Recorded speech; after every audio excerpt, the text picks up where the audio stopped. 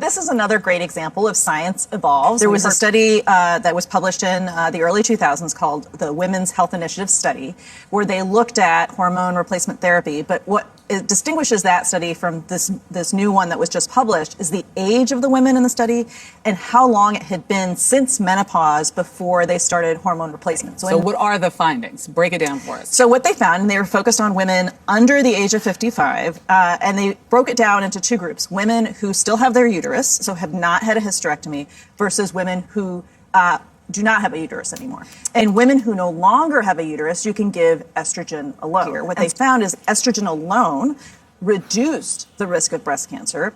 It's the progesterone that appears in the women who need to take both. There seems to be a slight increase in risk in breast cancer if you also took progesterone. All right, I'm Dr. Amy Killen. I'm a women's health and hormones physician, and I was sent this video from CBS Mornings and Dr. Celine Gander many times. So she's talking about a study published in the Lancet Oncology in July of 2025 that looked at 459,000 women in a prospective cohort to determine whether the use of menopause hormone therapy early in menopause affected breast cancer risk. Dr. Gander is right in that the women in the study were younger when they started hormones compared to women in the Women's Health Initiative. What Dr. Gounder got very wrong is that she says that the women who use estrogen plus progesterone had an increased risk of breast cancer. Now, this is wrong for two reasons. First, she confused progesterone with progestin.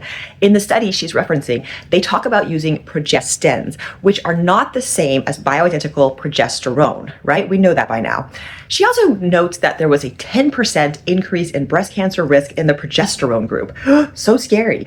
Now, while technically correct, she fails to say that this was a 10% absolute risk increase, which translated to an actual increase in breast cancer from 4.1% to 4.5%, which is a teeny tiny increase. Now, what I loved about this video is the comments section. Dr. Sharon Malone commented on that 10% risk and what that means in real world terms. Dr. Rachel Rubin said to CBS, "Your infectious disease doctor here knows nothing about the difference between progesterone and progestin." Dr. Marie Claire agrees that progesterone isn't progestin.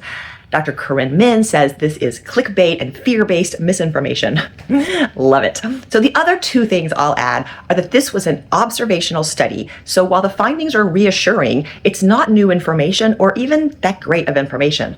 And while I don't believe that bioidentical menopause hormone therapy increases breast cancer risk, keep in mind that they only looked for breast cancer that developed before age 55. Now, since most women would have just started hormones by then, it's hard to say what effect those hormones did or didn't have on overall breast cancer risk.